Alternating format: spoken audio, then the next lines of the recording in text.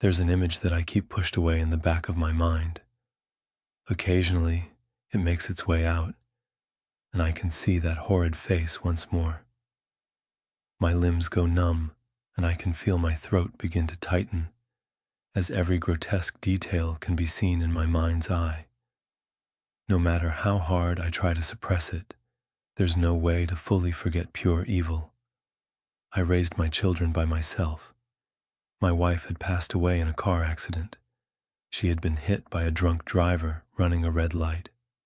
My daughter, Elizabeth, was 7 at the time, and my son, Nicholas, was only 4.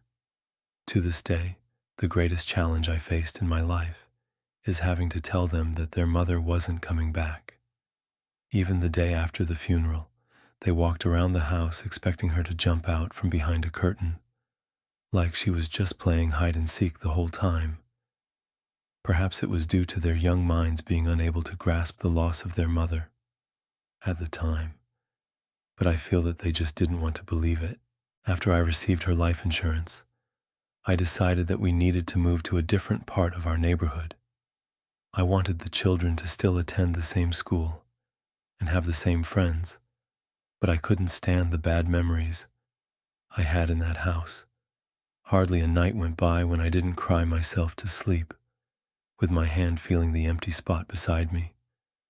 It took a few months, but we eventually adjusted. Sometimes when they were playing in the backyard, I would catch myself staring at my wife's portrait on the mantel above the fireplace. A smile would cross my face, and I would feel a tear run down my cheek. At this point, I no longer cried from sadness, but from happiness.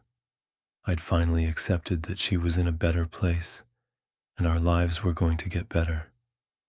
All of that changed the day I saw it in the woods behind our house. When we switched houses, we moved into one on the edge of our neighborhood. It was in a cul-de-sac, directly across from one of my children's friends. Not only was it a great social location for them, but I also desired a small bit of isolation for myself.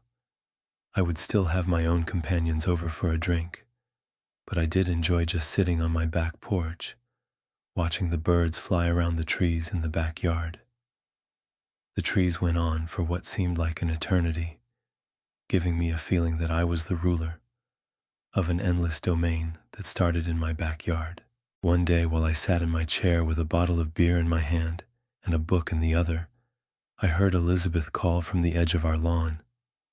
When I asked her what she wanted, she turned to me, with wide eyes and a trembling hand outstretched and pointing towards the woods. I strained my vision to try and find what she saw, but was unable to. I rested my book and drink down on a nearby table and walked across the grass to meet my daughter. I placed a hand on her shoulder and pulled her close and did my best to comfort her. "What has you so scared, darling? Is there a fox or something out there?" With her head still buried in my side, she shook it violently and continued to point. I followed her finger until I was staring at a large oak tree about 10 feet from the edge of our lawn. The leaves scattered among its branches had changed colors, and a few of them littered the ground around the trunk. Beneath the roots that sprawled across the dirt, I spotted a hole. I had noticed the tree before, but never expected that there would be an animal living underneath it. "Honey, I can't help if you don't tell me what's wrong. Now I'm going to ask you again. What is it that you saw?"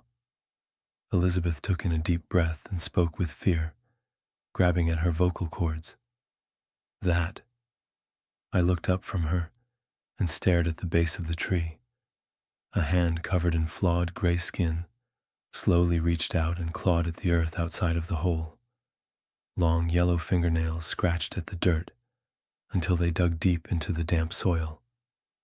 Now, with proper grip, I heard the creature let out a deep groan as it began to pull itself from the hole. As more of its limbs came into view, I took notice of how frail this thing appeared. I watched the thin muscles of its arms flex under its sickly skin to pull itself further out the hole. revealing itself from the darkness underneath the tree. This unearthly creature lifted its head in the autumn sunlight, giving me the first glimpse of its face. It had sunken eyes and cheeks, causing the skin to be pulled tightly against its skull.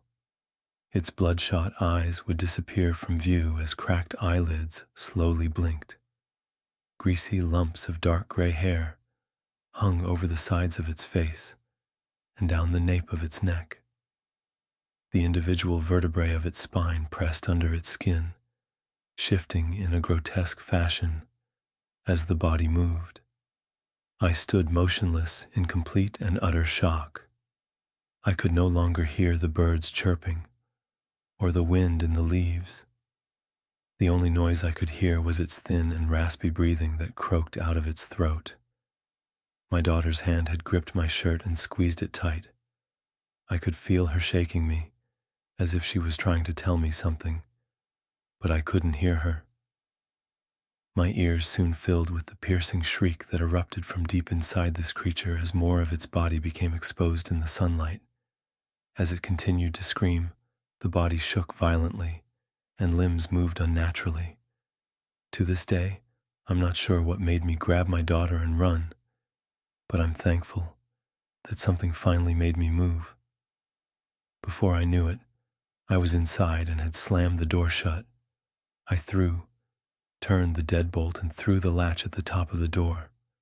As I kept my eyes trained at the edge of our lawn for it to crawl onto the grass, I yelled at Elizabeth to go grab my gun from the drawer. In my nightstand, she left, and soon returned, with the weapon grasped firmly in her hand. I took it from her and quickly disengaged the safety.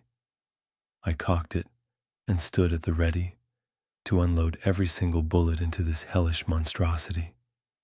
As I stood guard, I instructed my daughter to call the police, tell them to send officers out here. 2 squad cars arrived in less than 10 minutes. It was no coincidence that I bought a house within close proximity to the police station. As I followed 2 officers towards the edge of the backyard, all 3 of us with our weapons drawn, another stayed inside with my daughter. Although they approached the tree without much hesitation, I kept my distance knowing what lurked inside that dark hole. With their weapons trained on the opening, one of them retrieved the flashlight from his belt and flashed it inside. What they found was nothing. They stuck their flashlight all the way inside until they could see every inch of that burrow. There was nothing inside of it. There wasn't a single trace of something ever being in there. The first thought that jumped to my mind was that they would think I was trying to stage some kind of hoax.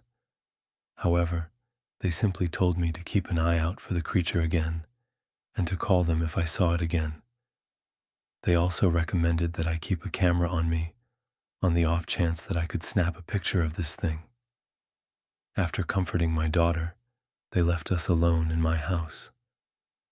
To this day, I'm convinced that they remembered my wife's death a few years prior and thought it best to not try claiming that I was running a prank on them. They probably figured that I had had enough trouble in my life and that there was no need to fake something like this. 4 years passed without me ever seeing any sign of it. Whenever it reared its ugly head again, it was in a way I had not even imagined. My daughter had just turned 11, and I permitted her to have some friends over for a sleepover. I took the trouble to push all the furniture in our living room to one side and make a large area for them to put their sleeping bags down. I told Elizabeth that I wanted them to sleep inside because there had been sightings of coyotes around the area, but she didn't seem to buy it. She knew the real reason why. I didn't want them outside at night, and she didn't disagree with that one bit. While I spent the night with Nicholas in our media room watching a movie, I would occasionally hear the girls laughing or letting out a playful scream. I tried telling myself that the screams were only due to some stupid game, but my mind tried telling me that something else could be the source. After the movie ended, I carried my boy upstairs and tucked him into bed. Afterwards, I peered from the railing of the stairs at the girls asleep on the living room floor. They had arranged themselves such that they were around a toy lantern. With sleep pulling at my eyelids, I retreated to my room and fell asleep.